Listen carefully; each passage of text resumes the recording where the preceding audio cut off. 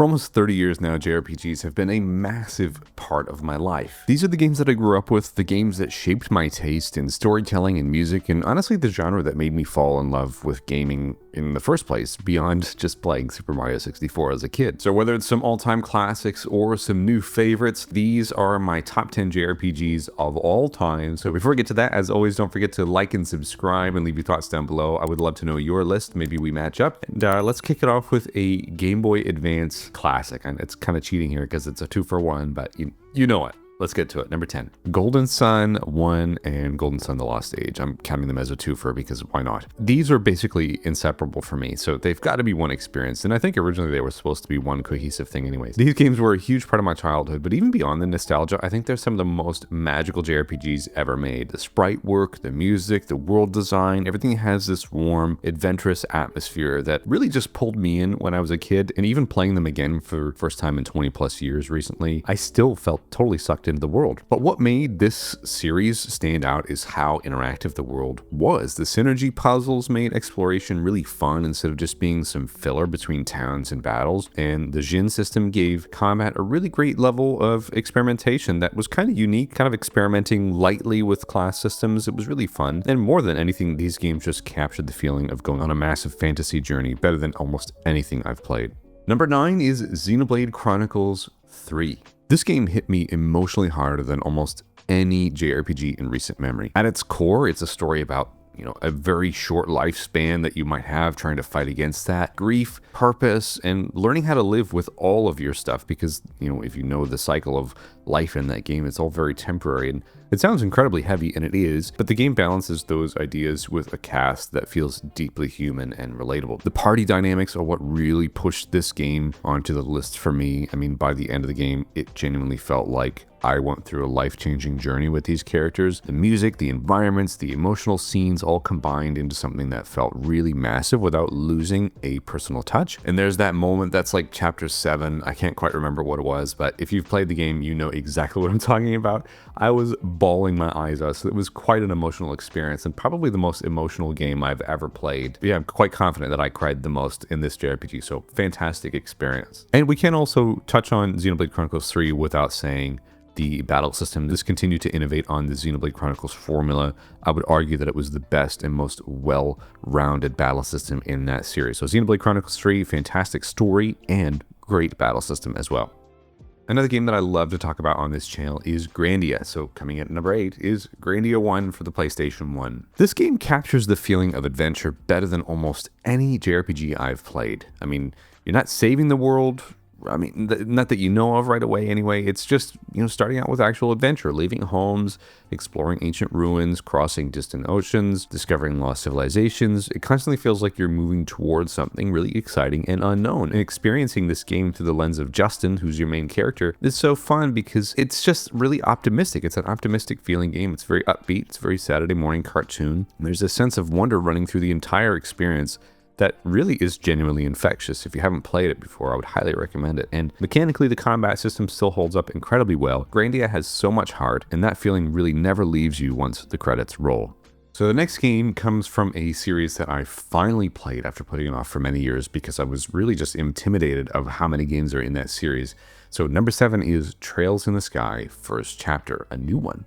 Well, a remake, but still new to me. Trails in the Sky First Chapter was the game that made me realize how important world building can be in a JRPG. Instead of constantly throwing huge twists at you, it slowly builds the entire world, and things just start to feel real over time. NPC dialogue changes over time, towns can change a little bit slightly, and the conflicts in the game feel really just grounded and normal. Nothing felt like not possible in our society or in our world. And what really hooked me was the characters, Estelle and Joshua. I mean, Estelle especially, she's one of my favorite protagonists now in JRPGs because she just genuinely feels really human and relatable. So watching her slowly mature through the story just gave the game so much more emotional weight to me. And then there's that ending, which was a brutal cliffhanger, so I cannot wait for Trails in the Sky second chapter later in the year this year.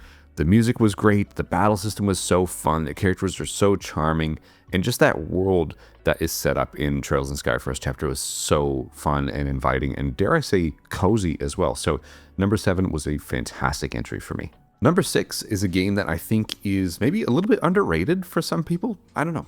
Triangle Strategy. I love this game. Triangle Strategy completely blindsided me when it came out. I mean, I expected a solid tactical RPG inspired by Final Fantasy Tactics, for example, but what I got was one of the most engaging political fantasy stories Square Enix has ever made. Every decision felt heavy because the game constantly forces you to think beyond like simple good or evil choices. What made it really stand out is the conviction system and the party voting mechanics. Instead of the protagonist just deciding everything, your allies challenge you constantly, and convincing them is really important because it can shape the outcome of the entire game. And combine that with the amazing tactical combat, it becomes one of the most memorable strategy JRPGs I have ever played. And it's a game that I would love to see more of, or at least Triangle Strategy 2, maybe as a prequel or just something else in that same vibe. So hey, Square Enix, if you're listening, I'm hoping it comes out.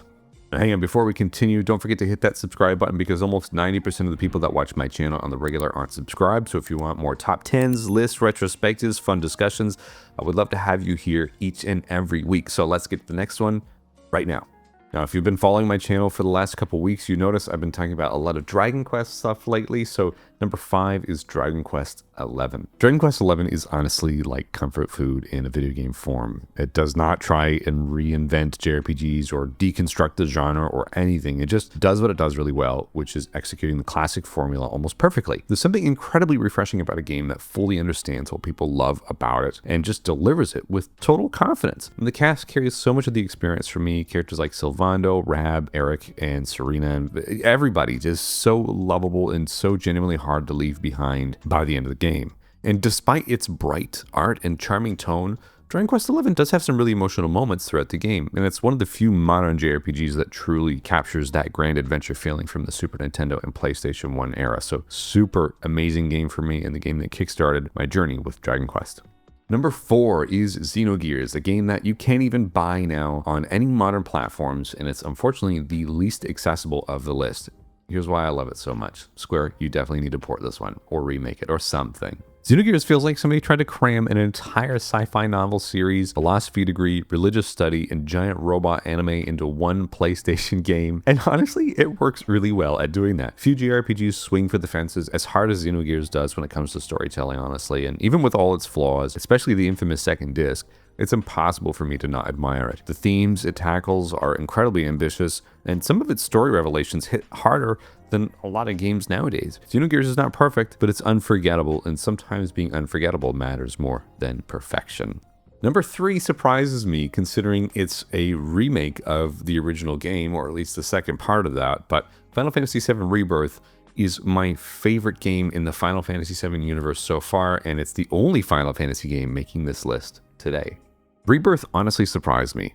I love Final Fantasy VII, and I grew up with Final Fantasy VII, so yes, I am unapologetically a Final Fantasy VII millennial kid, whatever. And I expected a good modern Final Fantasy game with this one, but what I got was an incredibly emotionally engaging JRPG, and I'm so overdue for a second playthrough. It balances huge cinematic moments, open exploration, funny side content, and some slower character scenes all really well without completely collapsing under its own ambition, at least in my opinion anyway. I know a lot of people had some discourse about this game and the quote-unquote bloat of it, but I just found this to be a really wonderful and complete adventure. What really took this game to the next level for me was the party chemistry. I loved seeing all these iconic characters just feeling like a cohesive group of friends rather than just being a classic 90s iconic JRPG party. The slower moments during exploration are what really stuck with me. I just loved feeling how relatable these characters were and just experiencing all their dialogue and all the party synergy as well. And speaking of party synergy, the battle system here is absolute perfection, arguably innovating even further on the Final Fantasy VII Remake battle system and really just cementing this game in my top 10 and maybe just in one of the best games of all time for me. Coming at number 2 is Chrono Trigger. It's hard not to have a top 10 JRPG list and not mention Chrono Trigger somewhere. This is possibly the cleanest JRPG ever made. There's like no wasted time in it. Every area matters, every party member feels memorable, and the pacing never drags for me. Even decades later, it feels shockingly modern compared to a lot of things that have come after it. The reason it stays so high on lists like this is because it nails every single thing it tries to do. The soundtrack is legendary and iconic, time travel mechanics are really cool, and the cast is really lovable despite some limited dialogue from some members. Chrono Trigger does not need to be a massive 30-40 hour game to feel important. It's incredibly focused and polished from from beginning to end. It does not overstay its welcome, and it's just a fun experience that I would love to play again soon.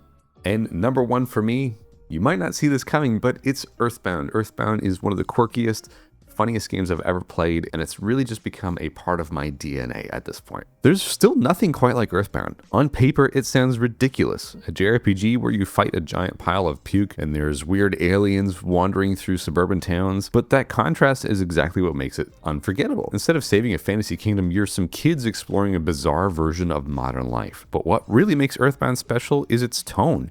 It's funny, it's uncomfortable, it's heartfelt, and genuinely really weird in ways that most games never dare to be. And beneath all of that humor and weirdness, there's surprisingly this emotional core about growing up, loneliness, friendship, and fear. It's one of the few JRPGs that feels completely timeless because there's nothing else that captures the same atmosphere, even though some other things that have been made since try to. In my opinion, Earthbound is a true one of one and my number one game of all time. So thank you so much for watching the list today. Don't forget to like and subscribe, leave your thoughts and your list down below. I would love to hear from you, and otherwise we'll see you on another video next week. Bye-bye.